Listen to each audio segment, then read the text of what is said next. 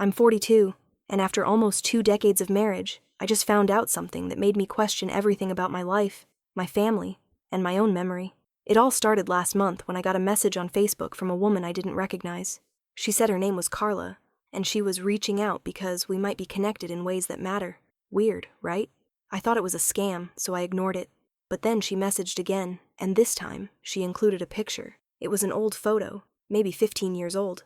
Blurry, a little faded. But there I was, standing next to a man who looked eerily familiar, in a park I didn't remember ever visiting. And next to me in the photo was a little girl, maybe 2 years old, holding my hand. And here's the thing, I don't have a daughter. At least, I didn't think I did. I stared at the photo for a long time.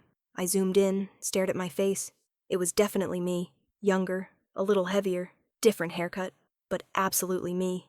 The guy standing next to me wasn't my husband. And the little girl, she had my nose, my exact nose. Same slope, same shape.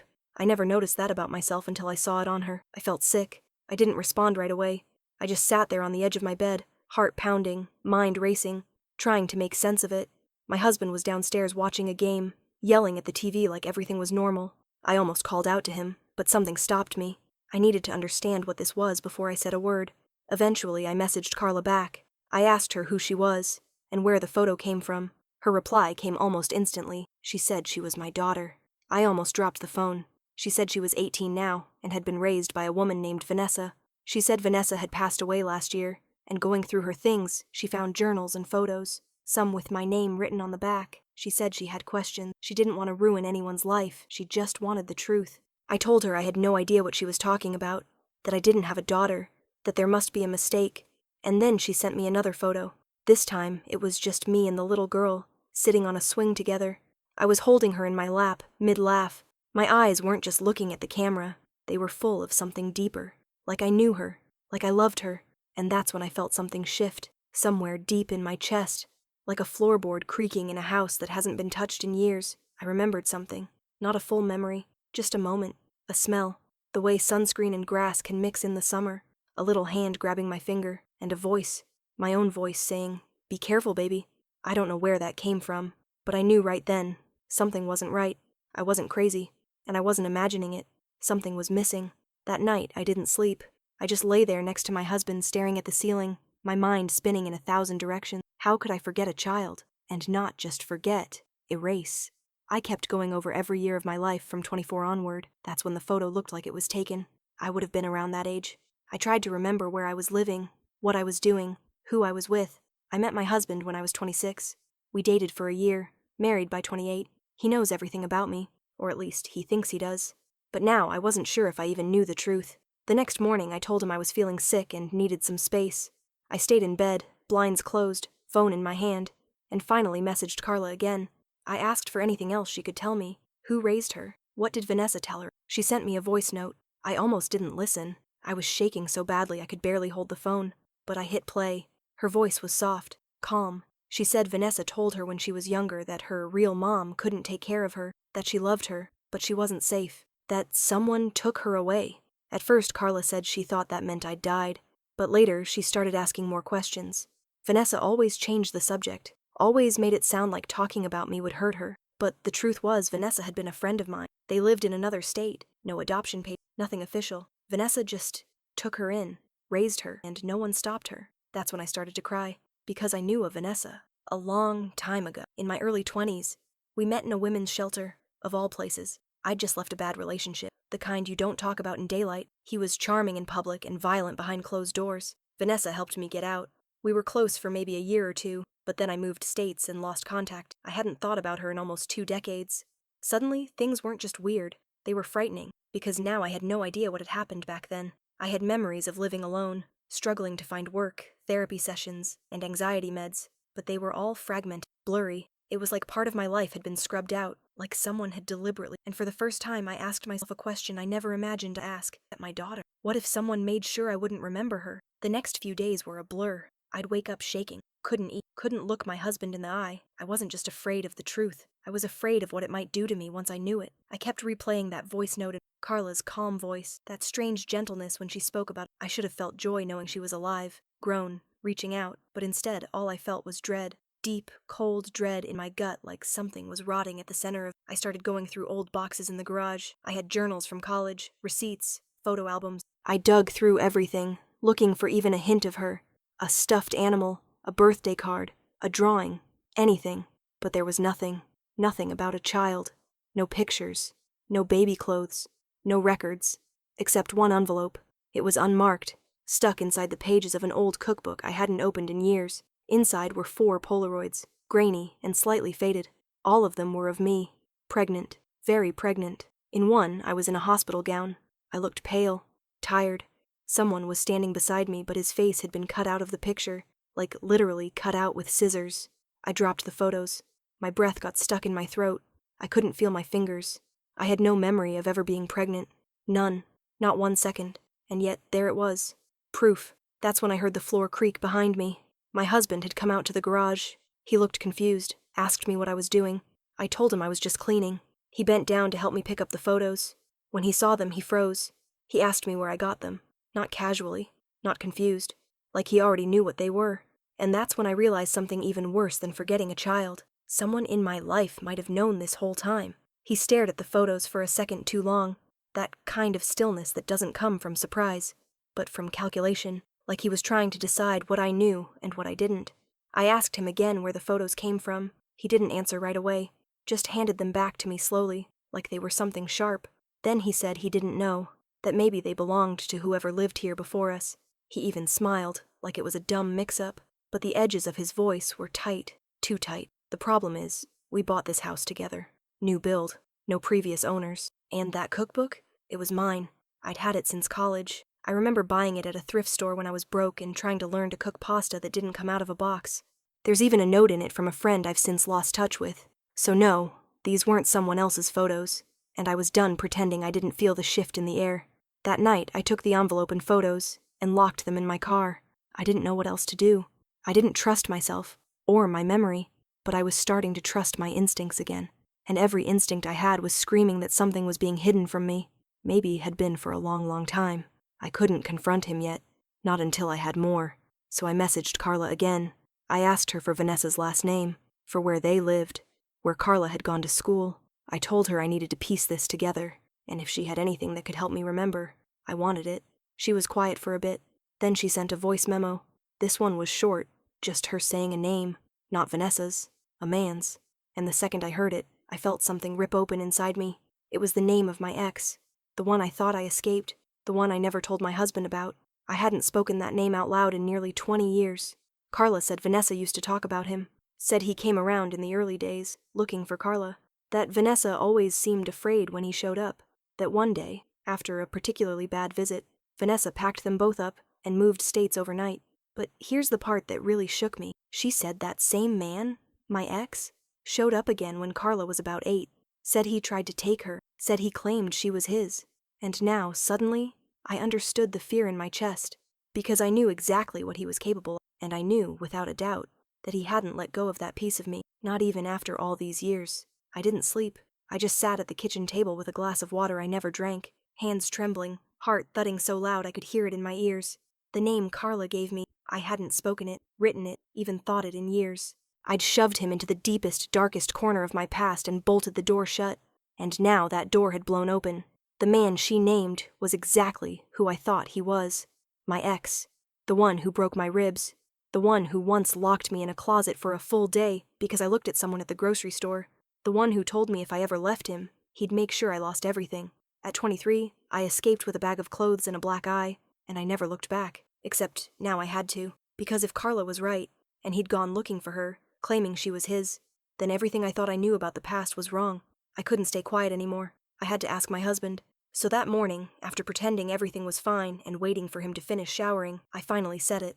I asked if he knew my ex. He didn't flinch, didn't even look confused. He just paused, mid-shaving, and said, "Why are you asking about him now?" That's when my stomach dropped. I asked how he knew the name. I had never, not once in our entire relationship, mentioned him. I'd been so careful to erase every trace, and yet here he was, casually admitting he knew who I was talking about. He told me it wasn't a big deal, that he'd found out years ago, through old files from my therapy days. He'd gone through a box I kept locked in the attic, one I forgot even existed. I asked why he never told me. He shrugged, said he figured I had my reasons for keeping it buried, that he didn't want to upset me, but it didn't feel like concern. It felt like control. I left the bathroom without another word. Later that afternoon, while he was out, I climbed into the attic, pulled out that box. There were folders, papers, notes from therapy. I remembered some of it vaguely, but there was one envelope I didn't recognize. No label. Inside was a single sheet of paper, a form, a guardianship. My signature was on it, and so was his, my current husband's. It was dated 17 years ago, 4 years before I met him. My legs gave out. I sat right there in the attic, dusty insulation clinging to my hands, that single piece of paper shaking between my fingers. I read it again and again and again. It didn't make sense. How could my husband's signature be on a legal document that was dated years before we met? It wasn't just a scribbled name either. It was his handwriting, his full legal name, and mine, on a notarized guardianship form giving him temporary custody of a minor child, Carla, my daughter. The air went thin, like I was suffocating from the inside out. I started remembering pieces, fragments, a hospital room, a social worker, my hands trembling as I signed something I didn't understand. I was sedated. I had just given birth. There was blood, panic, a voice telling me this was just for now, just until I got better, just until things were safe, and then nothing. Just a blur of silence where the rest of the memory should have been. The world tipped sideways. I realized I'd been lied to on a level I couldn't even comprehend yet. I stumbled back downstairs, locked myself in the bathroom, and pulled up my phone.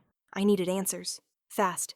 I texted Carla. I asked if Vanessa ever mentioned my husband's name. She said no. Said Vanessa never talked about men, period. Then I asked her for one more thing. The address of the last place she and Vanessa lived before they moved. She sent it. I recognized the city, and then my heart stopped. It was only 40 minutes from where he used to live back then, before he met me, before we ever crossed paths, before our fake story began. I grabbed the envelope with the guardianship and shoved it in my coat pocket. I waited by the window until I saw my husband's car pull into the driveway. He got out, smiling, holding a bag of takeout like it was just another Friday night, and I realized in that moment, I didn't know who the hell I was married to. He walked in like nothing was wrong, like my entire world hadn't just cracked open. He set the takeout on the counter, kissed the top of my head, and asked if I wanted to eat. I told him I wasn't hungry. He said, "Rough day?" I nodded. He smiled, like always. Like the version of him I'd known for 15 years was still intact, but I knew now, that version was an illusion. I waited until he sat down with his food. I didn't even sit across from him. I stood at the edge of the kitchen, hand in my coat pocket, gripping the guardianship form like a weapon, and then I asked the question, "Where were you living in 2006? He looked up, fork halfway to his mouth, said something about upstate, near his parents. I asked again.